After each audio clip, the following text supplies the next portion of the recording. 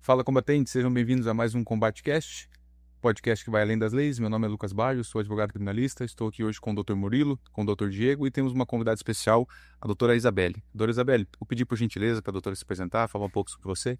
Obrigada, doutor Lucas. Meu nome é Isabelle, eu sou advogada previdenciarista, sou especialista em direito previdenciário, então é a área que eu atuo.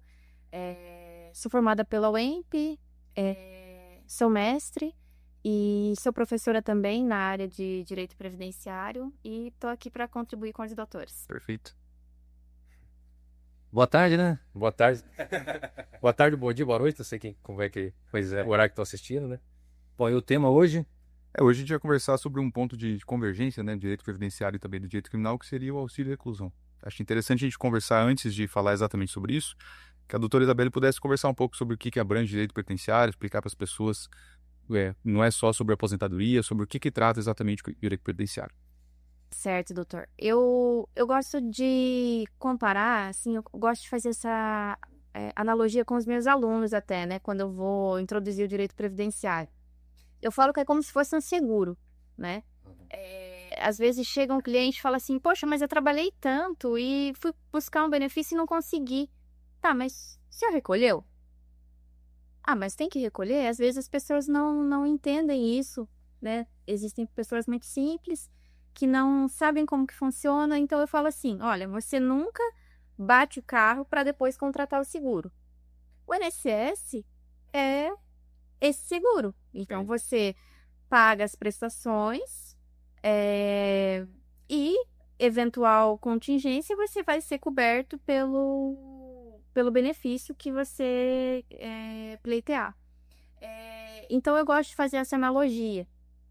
E o auxílio reclusão, ele é uma das prestações do direito previdenciário. Então, entre outras, né, nós temos a aposentadoria, salário maternidade, a pensão por morte e o auxílio reclusão, entre outros, né? E o auxílio reclusão, ele é um benefício pago aos dependentes. Então, nós temos na Previdência benefícios que são pagos ao próprio segurado, aposentadoria, né? A pessoa contribui e ela mesma vai receber aquele benefício. E nós temos os benefícios que são pagos aos dependentes, que é a pensão por morte e o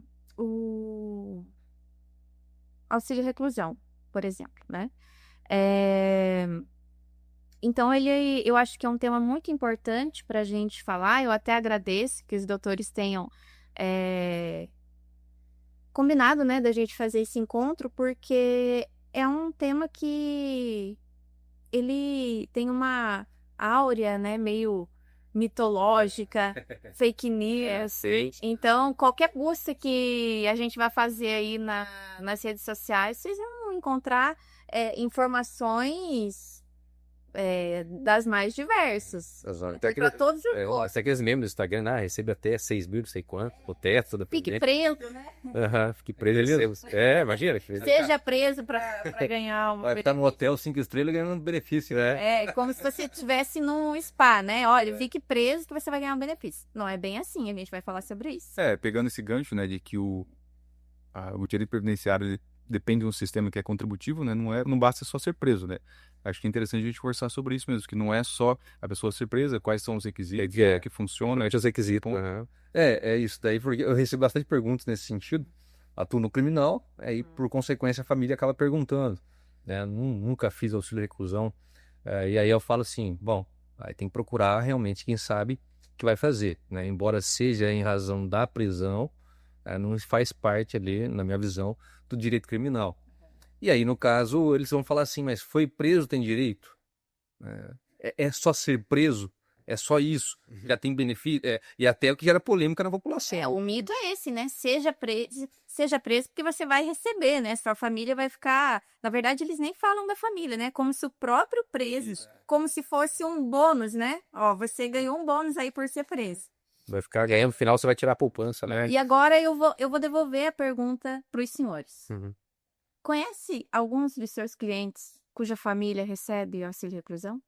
Eu não. Eu não conheço. Eu sei quem já perguntou, mas eu não sei dizer quem recebe e quem não recebe. Realmente não sei dizer. Isso é muito interessante, né? Porque a maioria da população acha assim que todo mundo que está preso está recebendo, né? E os senhores que trabalham com isso já estão dizendo que não conhece ninguém que recebe. Por quê? Justamente pelos requisitos. Ele tem requisitos que são difíceis de serem cumpridos, principalmente para uma camada da população que trabalha na informalidade. Uhum. São muitos, né? São muitos. Uhum. Por quê? Um dos requisitos é ter 24 meses de carência. Então, a pessoa tem que ter contribuído 24 meses para a Previdência Social. Você vai pegar um cara que ele está no mundo do crime, dificilmente ele vai estar lá contribuindo para a Previdência Social. Uhum. Já não é o perfil, né? Sim. Outra coisa, qualidade segurada. Ou ele tem que estar contribuindo no momento, ou ele tem que estar dentro do período de graça, né? Só para fazer um parêntese aqui, o período de graça é aquele período que a pessoa deixou de contribuir, mas ela ainda está segurada. Então, ela tem que estar ou contribuindo ou dentro desse período de graça. Tem também o critério de renda. Não é qualquer pessoa que pode receber. Eu até vou aqui pegar o valor certinho, porque ele é atualizado anualmente, né? Então, todo ano é publicada uma portaria, tem o valor mínimo anual. Então, em 2025, a renda não pode ser superior a R$ 1.906. Essa renda é per capita? Não, é a renda do segurado, da pessoa que... Ele não podia receber um valor a mais do que isso? E daí essa renda é calculada na média dos 12 meses anteriores à prisão. Então, é um benefício difícil de você cumprir os requisitos. Eu já tive, por exemplo, cliente que passou ali R$ 300. Não dá. Inclusive, tem uma discussão hoje que é sobre a possibilidade de flexibilização desse valor, né? Porque às vezes a pessoa ultrapassou ali R$ 50, R$ 100, é possível flexibilizar ou não? Isso está em discussão hoje também. É muito 880, né? E só para ver se eu não esqueci de nada, e a condição de dependente, né? Quem são os dependentes? São os mesmos dependentes da pensão por morte. E tem um detalhe. Os dependentes, nós temos de primeira, segunda e terceira classe. Os dependentes de primeira classe são cônjuge e filhos. Certo. Segunda classe, nós temos os pais. E terceira classe, irmão. Só que o irmão, ele é o irmão não emancipado, menor de 21 anos, ou inválido com deficiência intelectual, mental ou grave. Por que eu tô falando isso? Porque os dependentes de segunda e terceira classe, essa dependência não é presumida. Uhum. Né? Então, se você tem um irmão menor de 21 anos que depende de você, aí você vai ter que provar que aquele irmão é seu dependente. Seus pais dependem de você? Depende. Além dos requisitos objetivos, né? Além dos outros requisitos, né? Então, nesses casos de dependente de segundo e terceiro grau, você vai ter que fazer prova da dependência. O que não acontece nos dependentes de primeiro grau, né? Que são cônjuges, companheiros e filho menor de 21 anos, desde que não seja emancipado. Eu até recebi uma pergunta desse sentido e vou fazer aqui o papel do leigo. Né? Então, por exemplo, não é só os filhos que têm direito a esse benefício. O cônjuge, a mulher também tem. Tem. E essa mulher, por exemplo, ela tem que estar casada no registro civil? Não, porque hoje, como se reconhece a união estável como equiparada ao casamento, aí ela vai ter que, obviamente, comprovar a união estável, né? Mas isso tudo é muito difícil de provar. Porque o INSS não é novidade para ninguém, né? O INSS é o maior réu do Brasil. Justamente porque é difícil passar pela régua, né? O corte é alto. Então, normalmente eles vão dizer, não reconhecemos a união estável. Aí a pessoa ou vai ter que fazer um recurso dentro do próprio INSS, né? Quer dizer, dentro do sistema de previdência, ou ela vai ter que ingressar na justiça. Então, veja, são tantos requisitos que até eu fui conferir. Apenas 2% das pessoas recolhidas em regime fechado, a família recebe. Nossa, é muito pouco. Era muito pouco. É nada. É nada. Em relação ao regime, é sempre no regime fechado, semiaberto, aberto? Tem alguma diferenciação? Então, em 2019, teve uma medida provisória, deixa eu ver se eu acho o número dela aqui. É a MP 871 de 2019. Essa MP depois ela foi convertida numa lei que é a 3.846 de 2019. Então, ela veio tentar colocar ainda mais empecilhos, né? Antes dessa MP, então era o regime, podia ser o regime semiaberto, podia ser o regime aberto, bastaria que a pessoa estivesse então cumprindo pena. Agora não. Então, depois da publicação dessa MP, agora é apenas o fechado. Então, o fato gerador é o recolhimento na prisão, né? Então, para fatos geradores que ocorreram antes dessa MP, ainda vale a legislação anterior. Para fatos geradores posteriores à MP, a legislação nova. Então, apenas regime fechado. E o fato gerador é o regime fechado, mas tem também a questão da sentença ou prisão preventiva também gera isso? O recolhimento à prisão. Então, Prisão preventiva. isso. Uhum. Interessante. Em relação ao crime, agora uma dúvida minha também, fazendo papel de leigo, como o Dr. Miro falou. Em relação ao crime, tem alguma distinção ou é só realmente a questão da prisão? Nenhuma distinção, apenas a questão da prisão. Qualquer que seja a natureza, de onda ou não. E se acontecer, por exemplo, de um crime contra a Flor da Maria da Penha e essa mulher era casada com ele, ela pode requerer também? Normalmente? Pode, não vejo problema. Porque o que acontece? A união ou o casamento, ele não pode ser depois do recolhimento, né? Mas, o que acontecia? Como que era o momento do fato gerador? Era casado no momento do fato gerador? Era companheiro no momento do fato gerador?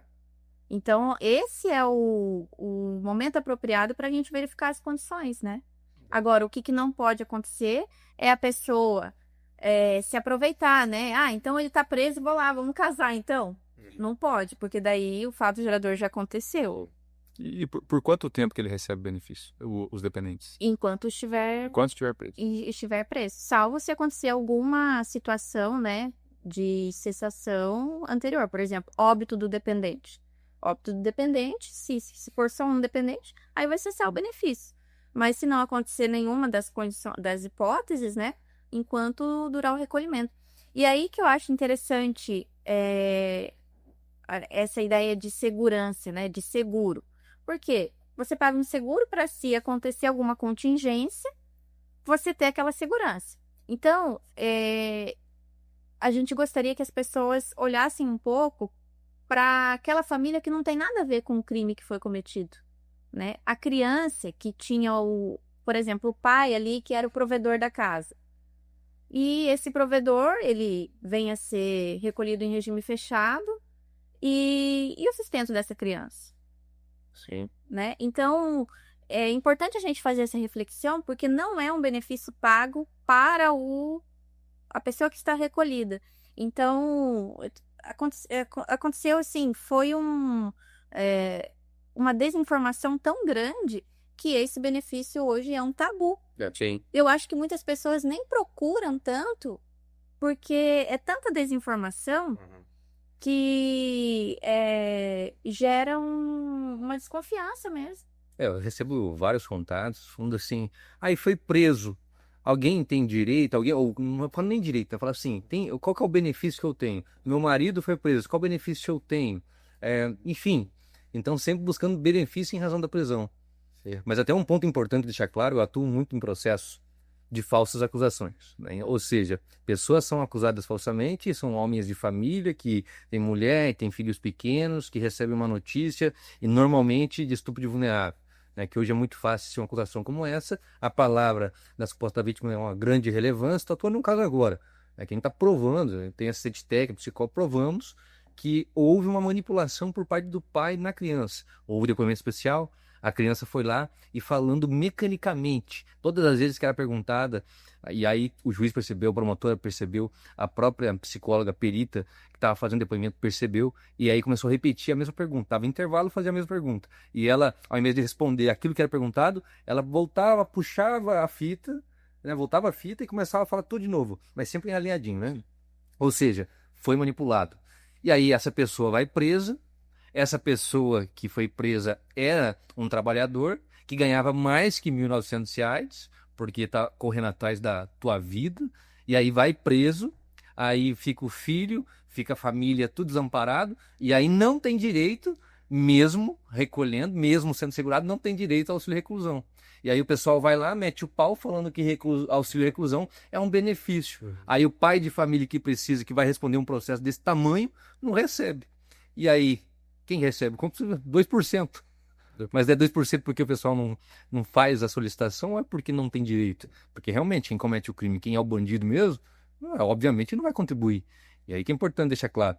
Esse auxílio é um direito de quem é dependente, mas é um direito do réu, o réu pagou por aquilo. Ele Então pagou. está recebendo, como disse. Ele fez de seguro. Seguro, tá? Não é um benefício assistencial. Sim. Não é assistencial. É só imaginar de um outro ponto de vista. Por exemplo, né, em países nórdicos, que nem na Suécia, quando o contrato de trabalho é diferente do nosso, né? Não tem intervenção do governo. É você e o empregado e solicita o salário. O que o empregado pode fazer é, por conta própria, contratar um seguro particular de seguro-desemprego, por exemplo. Ou um seguro por doença, um seguro. Ele contrata, né? E aqui, na verdade, o que acontece é que a pessoa contrata no momento que ela paga o INSS, né? Sim, é. Então, por isso que a família tem direito, não é nem ele, né? Isso.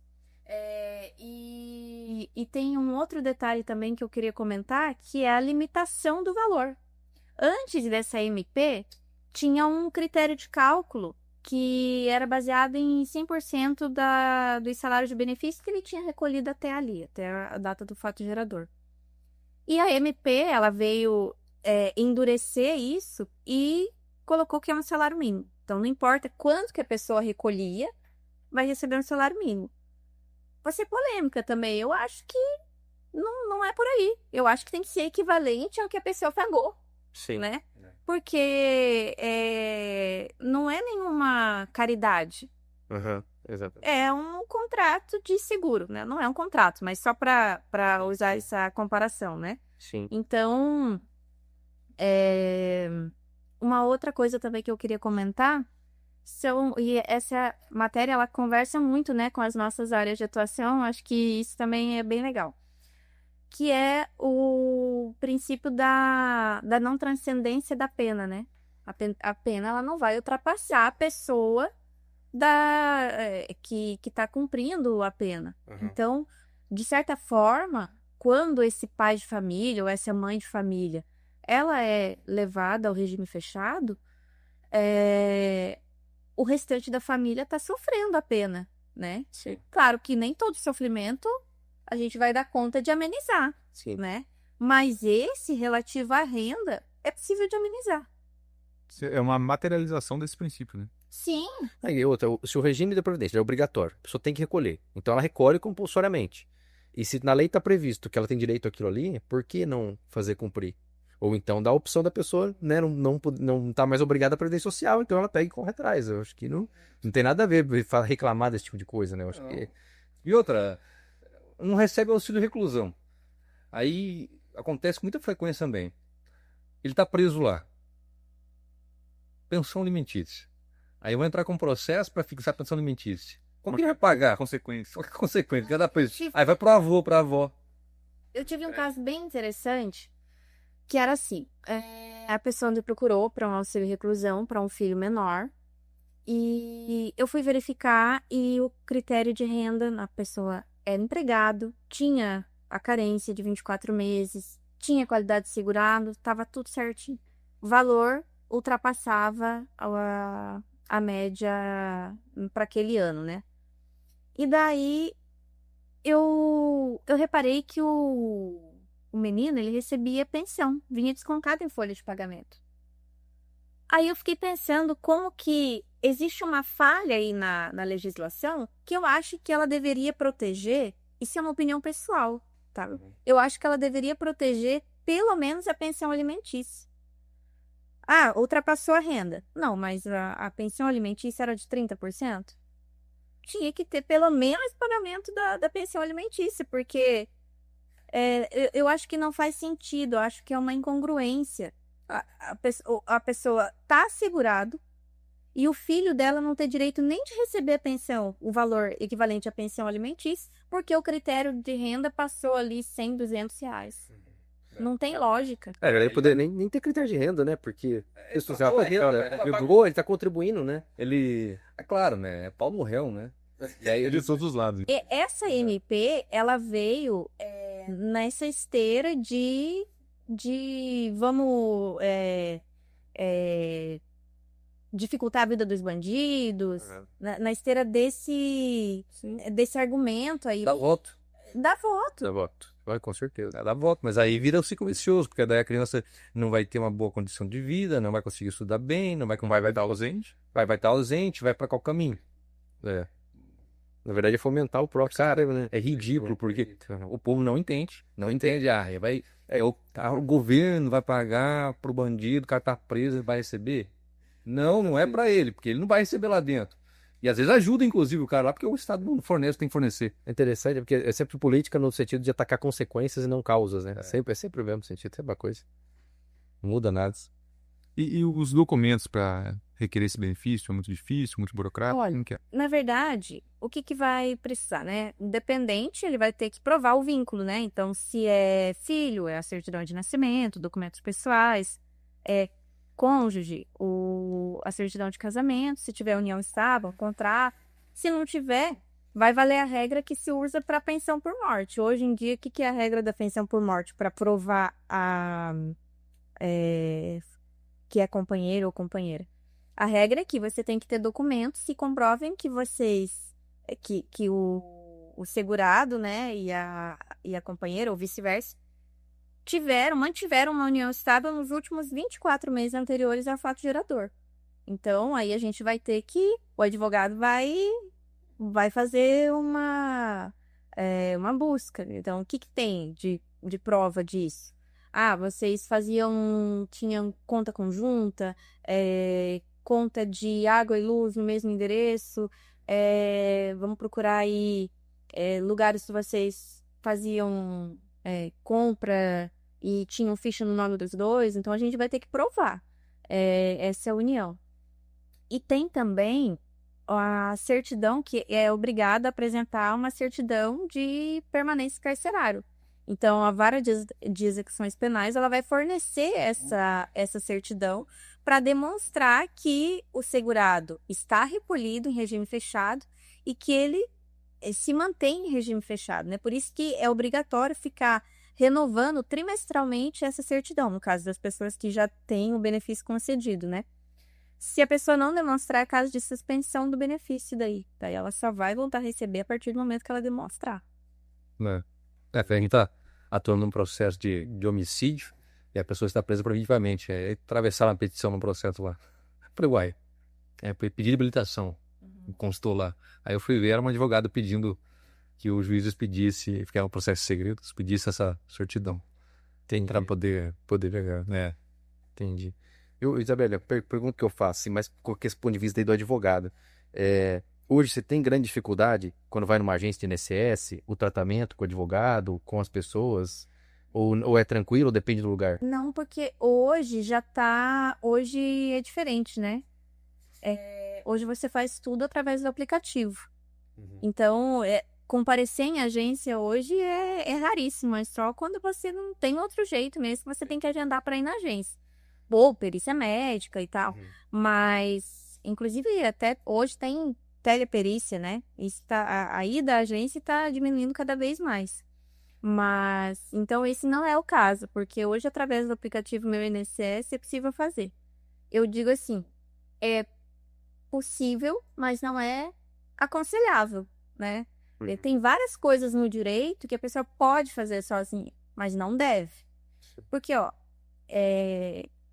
a gente trabalha com trocentas leis, decretos, portarias. No caso do INSS, inúmeras portarias, instruções normativas. São minúcias, são detalhes que fazem toda a diferença.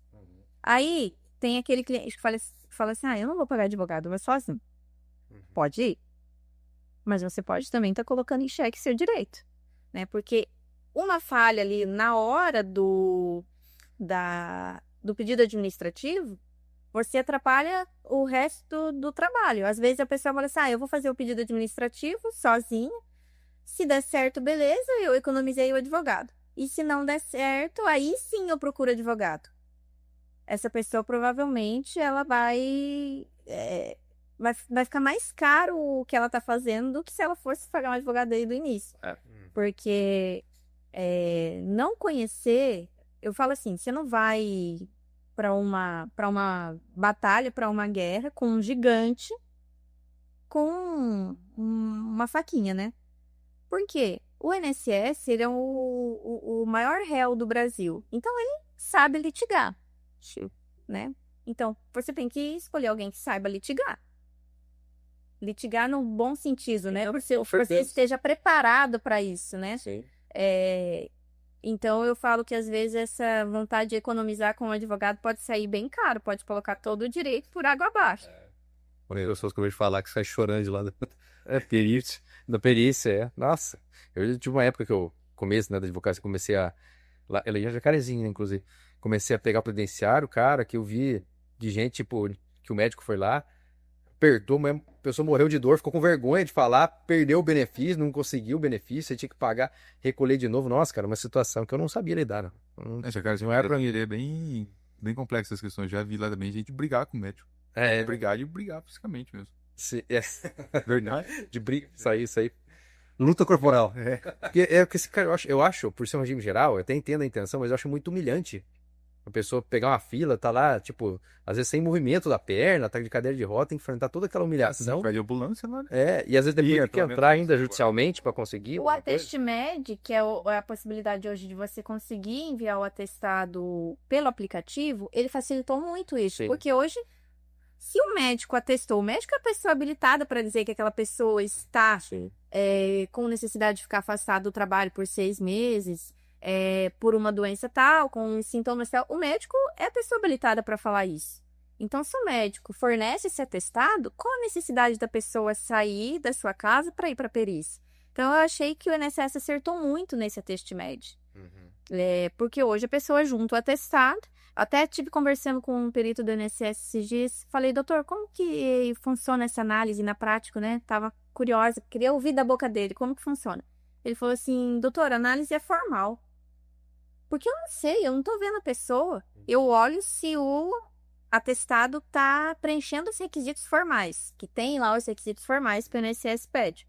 Eu falo que o mais difícil é conseguir o atestado, porque tem médico que, infelizmente, não faz do jeito que a gente precisa. Sim. E outros, normalmente eu mando uma solicitação dizendo tudo que é necessário que esteja ali. Claro, a conclusão é do médico, não é minha. Eu não tenho condição de avaliar ninguém, nem posso. Mas eu digo, olha, precisa ter a data de início da doença, precisa ter o tempo necessário para afastamento, tudo isso precisa constar ali. Então, o médico coloca todas essas informações, o perito vai fazer análise formal. E se tiver tudo ali, ele vai conceder o benefício. Claro, ele tem a prerrogativa de avaliar se é todo o período ou se não é todo o período. Hoje, o Atestmed está restrito a 60 dias, mas eu acho que ajudou muito, porque nem tudo você precisa o cara crachar, né? Basta o atestado. Então, isso daí foi uma coisa que veio facilitando bastante. E hoje, assim, quais são os maiores desafios que a doutora enfrenta na área previdenciária? Olha, eu acho, assim, que a inclusão digital ela é muito importante. O acesso dos segurados ao aplicativo é muito importante. Mas, por outro lado, isso dá uma falsa sensação de que você vai conseguir sozinho. O que acontece? Às vezes as pessoas vão sozinhas e depois elas vêm com um incêndio já em curso para a gente apagar. Eu preferia que os clientes me procurassem antes. E não é por honorário, porque o honorário, no fim das contas, ele vai vir, porque se a pessoa vai me procurar, isso não é o grande problema. O problema é eu poder fazer certo desde o começo. Poder fazer do jeito que tem que fazer. E não vir consertando erros, porque daí aumenta o meu trabalho, dificulta o direito da pessoa, porque dependendo do que a pessoa junta ali no processo administrativo, ela mesma já acabou com o direito que ela tinha. É como a pessoa ir sozinha na na delegacia. E parecia. É a mesma coisa. Tava pensando que se for, E na delegacia vai dar. Vai vir só depois já tiver. Eu digo sempre o seguinte para as pessoas. Quando chega no escritório, foi à delegacia, falou besteira, achando que é confessionário, né? Então você está vindo me procurar para colocar telhado numa casa que não tem parede. Aham, É difícil. é isso. Não, é um negócio que, tipo, eu sempre tendo essa forma técnica que o advogado ele tem que ter capacidade postulatória, mas não postulatória no sentido formal, ter um AB faz.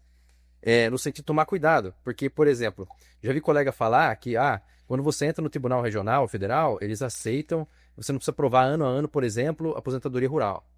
E se você entra no judiciário estadual, ou vice-versa, não lembro exatamente. O estadual já é diferente. Se você não provar ano a ano, vão indeferir o benefício. Então, esse detalhe Minúcios. são minúsculos, são muito importantes. São muito importantes.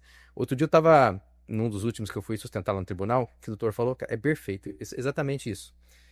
Fui lá sustentar para baixar uma pena, só que o que eu queria era desclassificar o delito. Só que como eu fui contratado só no recurso de apelação, o advogado anterior não pediu a desclassificação na primeira fase. E era um caso grave, Tribunal do Júri. E não pediu essa desclassificação. Então, isso eu já bati com a cara na porta na apelação. Já limitou todo. Falou assim, eu não recebo recurso porque na primeira instância o advogado não alegou. A advogada não alegou. Então agora eu só posso trabalhar na pena.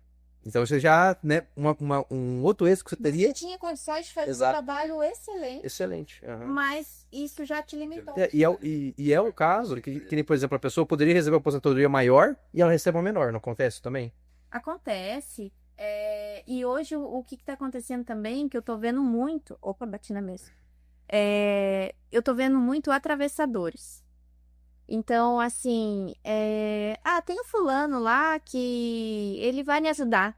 Tá, mas o fulano, ele tem alguma formação? Não, ele só entende disso aí, ele vai me ajudar. Mas por que eu fui pra faculdade, então? Por que eu me especializei? Era só isso, então? Era só entende disso aí? Não é bem assim. Não, lógico que não. Você tá depositando uma coisa séria na mão de uma pessoa que não tem formação para isso. Preparem um. Não tem preparo. E olha, a gente sabe, precisa de muito preparo, né? Porque não dá para você enfrentar isso de qualquer forma. Você tem que estar extremamente preparado.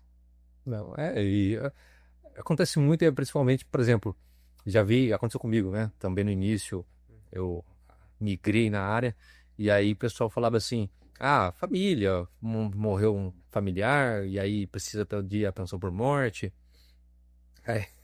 Ia falar comigo, mas o Murilo cobra.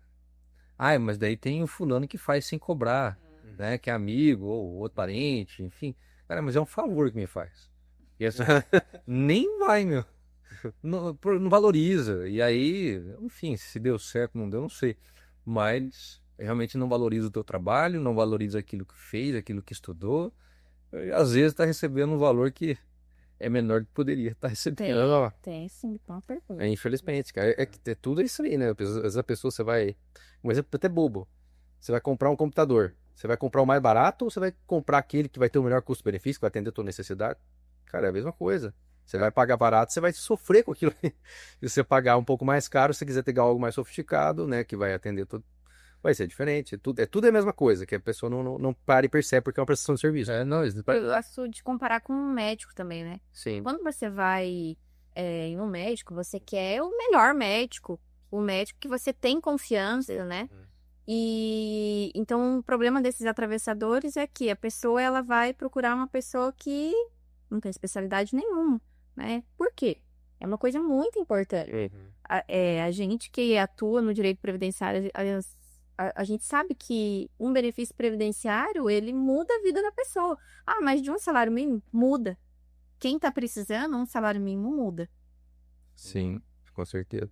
Até esse relato de colega também, que eu não atuo, mas que foi o seguinte, aquele advogado que pega tudo quanto é demanda, ele pega, tipo, ele é previdenciarista, mas ele pega tudo que chegar, ele pega e tenta. Por exemplo, revisão de aposentadoria. O sujeito recebia mais e por revisão passou a receber menos. Cara, isso aí deve deixar o cliente. Esse é campeão, hein? Esse é campeão. Cara, conseguiu Baixar a aposentadoria. Fala sério, advogado do INSS? É.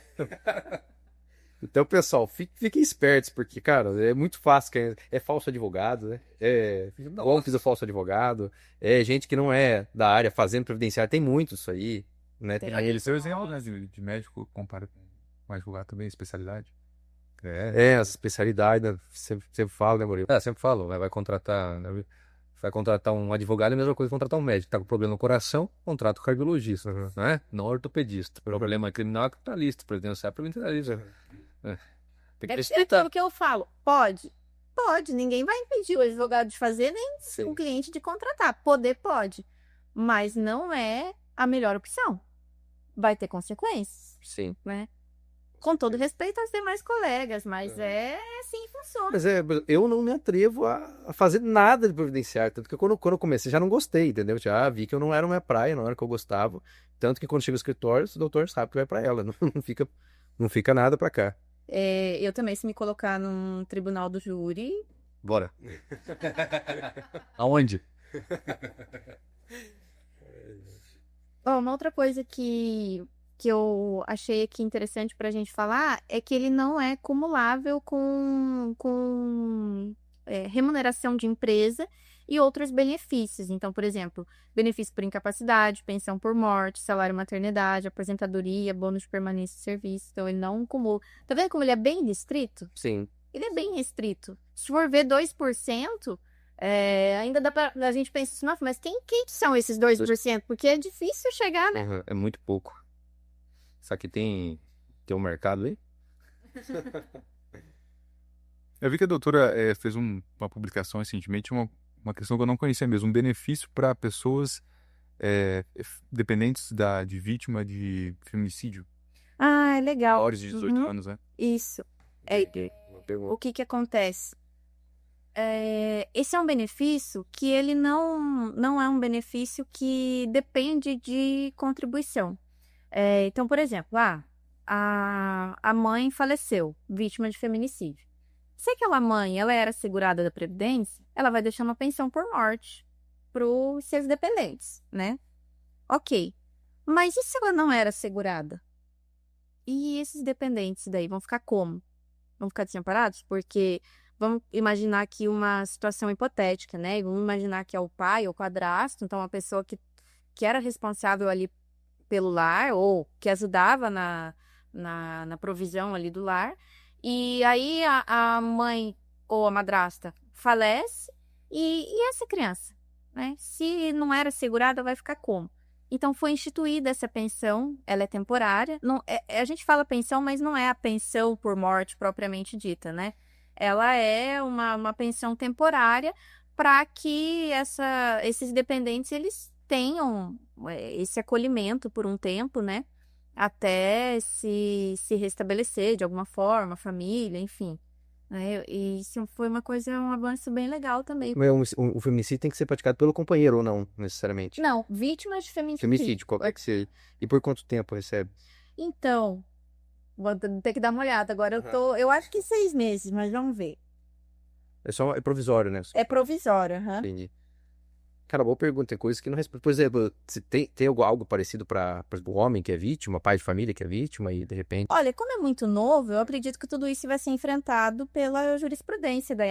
Porque aqui diz a vítima de feminicídio. Então, pressupõe-se que vai ser uma mulher, né? Agora, se vai abranger qualquer tipo de violência doméstica, aí com certeza isso daí vai estar nos próximos. Mas é uma pergunta interessante, né? Porque às vezes, né, é o marido que às vezes trazia mais dinheiro, porque a mulher ficava cuidando da casa, e às vezes É ele que morre. ele é a vítima. Aí é pior aí.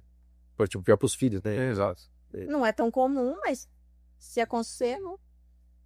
Eu tava buscando aqui no meu história de conversa a respeito de auxílio reclusão, né?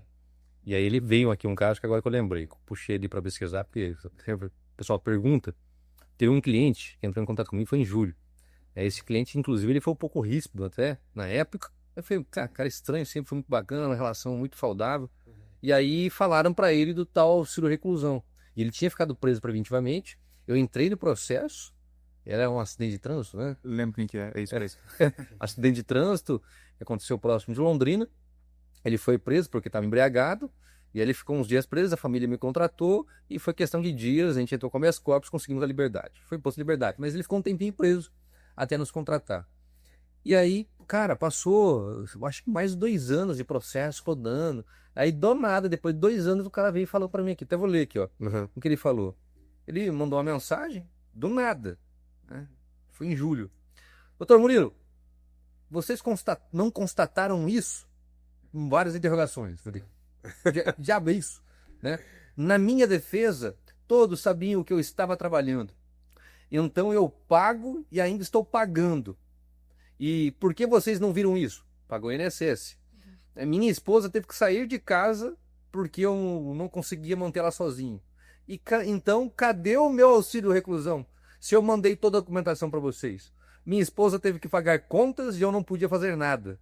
É certo, perdi meu trabalho e tive que pedir para minha mãe pegar dinheiro emprestado, enfim. É justo. Soltou assim, descarrego. E aí, cara, é isso que bate também, né? Quer ver? Então o áudio aí. É isso que você tá Já procurando. comando. Você tá doido com a coisa. Ó, Esclarecer alguns pontos aqui. Ok, no caso, não é que eu não constatei, é que eu não fui contratado para isso. Ok, então eu sou advogado criminalista, não advogado previdenciário. Isso é uma questão de INSS. Ok, então os beneficiários tinham que correr atrás disso no INSS. entendeu? Mas é uma questão que ele veio indagando, aí eu entendi que ele falou assim, eu mandei todos os documentos, cadê meu dinheiro? Talvez ele estava desconfiando que eu peguei o auxílio reclusão dele. É. Como se foi preso, tem direito, porque ele mandou os documentos para mim. E isso cai naquilo que a gente estava falando. Muitas pessoas acham que é isso mesmo. Só, fui preso. E quem disse que ele tinha direito? Teria que verificar, né? Que a gente teria. Difícil, né? Como a gente está falando. Ó, doutor, essa pensão, ela vai ser para. Essa pensão é especial para vítima de feminicídio. Só voltando, né? Que foi perguntado o prazo. Quando o beneficiário completar 18 anos, cessa. Então, é diferente da pensão por morte, que vai até 21, né? Em caso de falecimento, obviamente. Ou se houver decisão judicial definitiva reconhecendo que não houve feminicídio, vai ser interrompido. Então, se de repente no curso do processo ali fica provado que não foi feminicídio, aí é interrompido. E como o dependente ele recebeu de boa fé, né? Então, no curso do processo, então ele não precisa devolver. Ele recebeu de boa fé. Então é isso. Sim. Mas também é estranho, porque, por exemplo, tem um femicídio e tem um feminicídio, que é duas coisas diferentes. Femicídio é quando você mata a mulher. Nunca vi Coincidentemente é uma mulher. E feminicídio é razões do gênero. Aí se a pessoa, por exemplo, cai vamos imaginar num júri, ou que vai a júri e não tem um feminicídio. A mulher morreu do mesmo jeito, a criança desamparada do mesmo jeito e não vai ter direito ao benefício. É estranho, né? É voto. Exato. É projeto de lei para ganhar voto. Isso não tem dúvida. Isso é o que Brasília mais faz, é isso, né? Se for buscar entender, Não tem lógica. Não tem lógica. Gente, eu separei também aqui uma outra situação. Em caso de fuga, né? O que vai acontecer? Boa pergunta. Boa pergunta. Ó, em caso de fuga, isso é motivo para suspensão do benefício. Então, a família, assim, no fim das contas, a família não tem nada a ver com isso, né? Em tese, pelo menos, a família não tem nada a ver. Mas ela acaba sendo prejudicada. Sim. Então, em caso de fuga, o benefício é suspenso. Aí, detalhe, se tiver uma recaptura, o preso retornou pro regime fechado, foi recapturado. O benefício ele vai ser contado da data do novo fato gerador. O reingresso, carcerário. Quer dizer, se nesse período ele vai ter que ter, nesse período, mantida a qualidade segurada. Uhum. Porque vai ser contado, é um novo fato gerador. já teve um caso com fuga. Não tinha isso. E detalhes. Seria interessante. Cara, eu parei de pensar nas perguntas, né? Não tinha parado de pensar nessa. E selecionei também algumas súmulas e temas repetitivos, né? Que eu tenho aqui a 89 do STF. Tinha uma discussão até então, qual renda que era para ser levada em conta? É a do dependente ou do segurado? Hoje a gente já sabe que é a renda do segurado, mas o STF teve que dizer. Então o tema 89 diz isso, que a renda que é parâmetro é a renda do segurado. Um outro tema aqui, o 310 da Turma Nacional de Uniformização, que é sobre a aferição da renda. Como que vai aferir esse critério de renda? Aí ficou decidido que é pela média dos salários de contribuição apurados no período de 12 meses anteriores ao mês do recolhimento. Então, você vai olhar ali, vamos supor que seja um empregado, você vai olhar ali seja o contra-cheque, o olerite ou o quinis, vai observar quanto que era o salário dele, daí você vai fazer os 12 meses anteriores ao recolhimento. Mas nesse período ele tinha qualidade de segurado, tinha carência, mas nesse período ele trabalhou 6 meses. Então, você vai fazer a média daqueles 6 meses que ele trabalhou. Isso também foi decidido pela TNU. Entendi. E sobre o que eu tinha falado, né? A vigência dessa MP, que fez bastante alterações no benefício. Então, aqueles fatos geradores que ocorreram antes da MP, que foi de 8 de janeiro de 2019, continua sob a vigência da lei anterior. Por quê? Lembra que eu falei que antes podia regime semiaberto? Sim. Inclusive com monitoramento eletrônico. Então, as pessoas que haviam sido recolhidas antes no regime semiaberto ou fechado, essas pessoas continuam. Teve progressão de regime. Ela vai continuar recebendo, porque o fato gerador é anterior à MP. Entendi. E tem um tema repetitivo no STJ, em julgamento. Até já comentei ele aqui com os doutores, mas vou citar porque agora eu tô com um número na mão. É o 1162, tem uma determinação de suspensão dos processos que estejam dentro desse caso, que é definir se é possível flexibilizar o critério de renda. Eu acho isso muito interessante. Sim. Porque esses critérios muito engessados, eu acho que eles não combinam com o direito, né? O direito, ele não... Meio que separa o direito da justiça, né? Separa totalmente. Então, eu acho que isso aqui é uma coisa muito importante que vai ser julgada. Cara, eu não tô conformado. Acima de 1.900, não recebe nada. Não tem direito a nada. Não faz sentido, né? Não faz nenhum sentido mesmo, cara. Ele contribuía mais e poderia receber mais, ele não vai receber. Receber pelo menos um salário mínimo, pelo menos. Pagar mais para o INSS, você não tem direito. Você tem que pagar menos. Isso Não faz sentido. Não faz nenhum faz sentido. Faz sentido. Quer 2% quem recebe. Ou seja, ninguém recebe. E é o que eles querem. Mas, doutora Isabelle, com relação a esse benefício, por exemplo, quem estiver consultando ali no YouTube vai buscar lá auxílio reclusão. Vai achar de tudo. Vai achar de tudo. Mas se achar o nosso vídeo agora, qual que é o primeiro passo que essa pessoa tem que fazer para buscar o auxílio reclusão? Para ela entender, tem direito ou não tem direito? De forma objetiva. Olha, tem ou não tem? Consultar um profissional. O segundo passo, então. Segundo passo, o profissional vai pedir os documentos necessários, né? Que os documentos que demonstram um vínculo com o segurado, os documentos que demonstram recolhimento à prisão, aí normalmente é o próprio advogado que vai correr atrás disso, né? Vamos atrás da vara de execução penal para pedir essa certidão. Inclusive, tem uma previsão aqui que ela consta no decreto 3.048 com alteração e também na portaria do DIRBEM, que é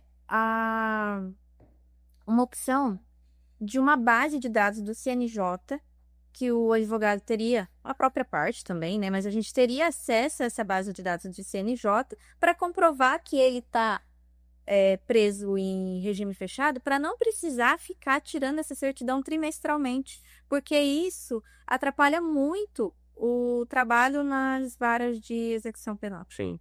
Porque daí o servidor ele precisa ficar fazendo essas certidões. E Podia ser automático. Podia ser unificado, porque o SEIU já é unificado. Exato. eu até tive comentando com alguns colegas antes de vir, eu falei, doutores, tem alguém conseguindo? Isso daí tá acontecendo? Tá sendo possível? Aí eles disseram que eles, na realidade deles, eles estão tendo que fazer essas certidões, pedir essas certidões trimestrais. Então tem essa previsão legal, mas pelo que eu consultei, parece que não tá acontecendo ainda. Se for ver, é recente, né, de 2022, mas tem. Mas só voltando na sua pergunta, doutor. Documentos pessoais, A certidão, o próprio advogado vai providenciar. É, a questão também da qualidade segurada e da carência. Normalmente eu vou pedir ali, se era um empregado, eu vou pedir a carteira de trabalho, se era um contribuinte individual, eu vou pedir. Vou tirar o CNIS ali no próprio INSS, né? Vou pedir no nome do dependente, vou tirar o CNIS para ver se ele estava contribuindo. Segurado especial é a pessoa que é produtor rural. O segurado especial também tem direito. Então, aí tem uma outra forma, o segurado especial, a gente tem que... funciona com autodeclaração, né? Aí a gente vai pegar, fazer a autodeclaração com os dados que esse dependente vai nos passar. A autodeclaração, só para fazer um parênteses aqui, é onde o produtor rural, ele declara o que ele planta, ou se é pecuária, que animais que ele cria, aonde, que propriedade que é essa, propriedade é de quem, quem é o grupo familiar que trabalha junto com ele, ou ele trabalha individualmente. É um documento que a gente preenche com todas essas informações. E junto também com provas de... então, por exemplo, tem um contrato de arrendamento, é proprietário, a matrícula do imóvel, tira nota de produtor. Então, se for segurado especial, a gente vai ter que fazer mais essa situação. Tá vendo como são muitas? Não, Sim. procura um profissional que rapide. Ô, Felipe, inclusive, ele não esquece de deixar embaixo o arroba da Isabelle logo no começo e durante o... E é importante deixar, por exemplo, vou pegar lá no meu INSS, sentar no CNIS Pessoa, enfim, tem algum campo lá que tem que ter já o dependente, ou não precisa estar lá como dependente? Não necessariamente, porque vamos pensar assim, o companheiro, por exemplo. O companheiro, ele é um dependente de primeira classe, né? E não necessariamente, tanto é que muitas das demandas do INSS são justamente para reconhecer a dependência, né? Então, não necessariamente ele vai estar no CNIS, na empresa que a pessoa está registrada, não necessariamente ele vai constar como dependente, mas isso é cabível de fazer a prova. Perfeito. Então, isso daí não é problema. Agora, filho, né? Filho também tem dependência presumida e então isso não é um problema. Perfeito. Bom, a gente está caminhando aqui com bastante tempo de episódio. Quero saber se alguém tem mais alguma dúvida, algum esclarecimento. Eu acho que não, acho que dessa da minha parte, acho que era isso. Eu ia perguntar, mas é muito longo o tempo, seria o planejamento previdenciário, mas daí é muito Certo. longo. Fica para uma... Fica com próximas oportunidades. Não, dá um outro podcast. Planejamento previdenciário do advogado criminalista. Dá pra aposentar o advogado? Legal. Ah, é? Eu pago o INSS, porque eu sou obrigado, né? Tipo isso. Mas o que eu pago eu vou receber lá na frente. É triste. Tem como não... Bom, deixa eu perguntar. Doutor Isabelle, se pudesse resumir o papel do advogado previdenciarista em uma frase, qual que seria? Olha, doutor, eu não sou muito fã de frase pronta, mas eu acho que eu vou tentar expressar, assim, o que que eu sinto sendo advogada previdenciarista, sabe? Eu acho que você poder trazer para a pessoa algo que ela só encontrou porta fechada, isso mostra que o trabalho ele está além dos honorários. Então, eu trabalho muito com pessoas muito humildes que só encontraram portas fechadas. O INSS não é uma novidade, né? Que é uma porta fechada na maioria das vezes. Ou a pessoa que está tendo que trabalhar depois de muita idade, de já ter trabalhado muito. Pessoa que passou por profissionais que não levaram a sério o seu caso.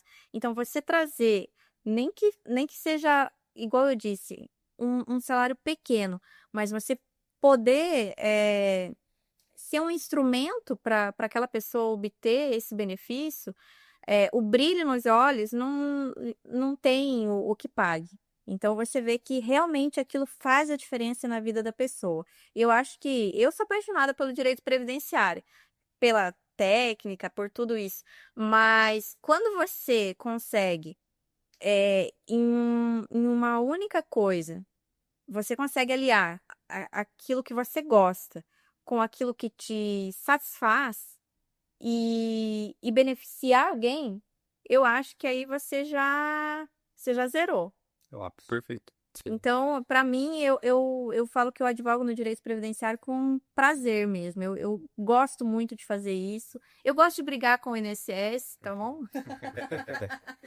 Advogado foi mais faz, é brigar com a autoridade, né? Sim. Mas, e o que a gente estava falando aqui um pouco antes de começar, né? Brigar no sentido técnico. Sim. Porque não é de tanto. Não é o juiz esperneante, né?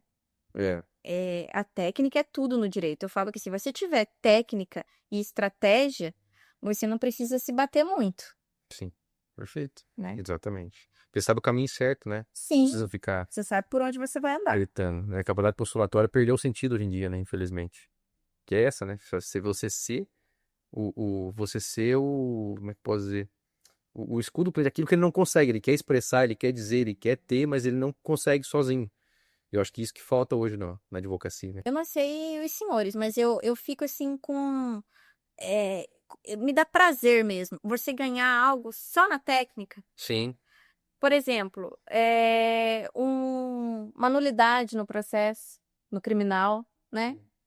Cara, só você poderia ter visto isso, né? Você, enquanto advogado da parte, era o teu papel ver isso. Poxa, eu identifiquei, eu estudei para saber identificar aquela nulidade, eu identifiquei e mudou a vida da pessoa. É visão clínica. É visão É. clínica. Esses dias, num recurso, a pessoa tinha. Já vou terminar. Tranquilo.